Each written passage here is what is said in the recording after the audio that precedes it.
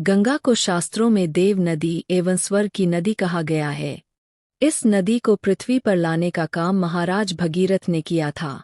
महाराज भगीरथ की तपस्या से प्रसन्न होकर भगवान शिव ने भगवान विष्णु के चरण से निकलने वाली गंगा को अपने सिर पर धारण करके पृथ्वी पर उतारने का वरदान दिया। पुराणों में वर्णित कथा को आप आज भी अपनी आंखों से देख सकते हैं। हालांकि इसमें मैं आपको विष्णु और शिव के साक्षात दर्शन तो नहीं होंगे, लेकिन उनके विग्रह को अवश्य देख सकते हैं। ऐसा इसलिए है क्योंकि कलयुग में भगवान मनुष्य के समक्ष प्रत्यक्ष प्रकट नहीं हो सकते। विज्ञापन। क्योंकि आज का मानव हर चीज को तर्क की दृष्टि से देखता है, जबकि आस्था तर्क पर नहीं विश्वास पर आधारित होती है। विश्वास हो तो पत्थर में भी ईश्वर के प्रत्यक्ष दर्शन और चमत्कार देख सकते हैं, और तर्क करेंगे तो प्रत्यक्ष प्रकट ईश्वर भी छल प्रतीत होगा। आस्था और तर्क में उलझने की बजाय गंगा अवतरण के लौकिक पहलुओं पर बात करते हैं। भगवान बद्रीनाथ को विष्णु का साक्षात रूप माना गया है और इसे बैकुंठ के समान पावन स्थान माना गया है।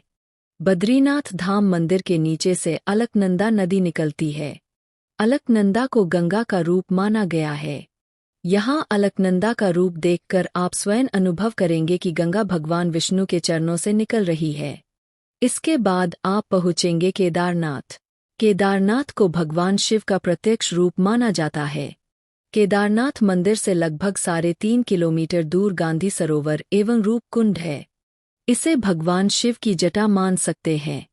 गंगा अवतरण की कथा के अनुसार शिव ने अपनी जटा से एक धारा पृथ्वी पर उतारा, इसे मंदाकिनी नदी मान सकते हैं। कथा के अनुसार जब गंगा पृथ्वी पर उतरी तब पहली बार देवप्रयाग में प्रकट हुई थी। गंगा अवतरण देखने के लिए 33 करोड़ देवी देवता यहाँ पधारे थे।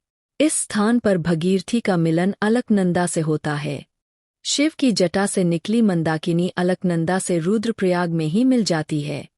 इस तरह देवप्रयाग में मंदाकिनी, अलकनंदा और भगीरथी मिलकर गंगा कहलाती है।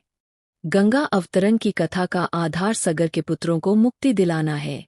सगर के पुत्र जहां ऋषि के शाप से भस्म हुए थे, वह स्थान वर्तमान में पश्चिम बंगाल में स्थित गंगासागर नामक स्थान है, जहां गंगा सागर की गोद में समा जाती है। ये तीनों नदियां काफी मात्रा में जल लेकर आती है।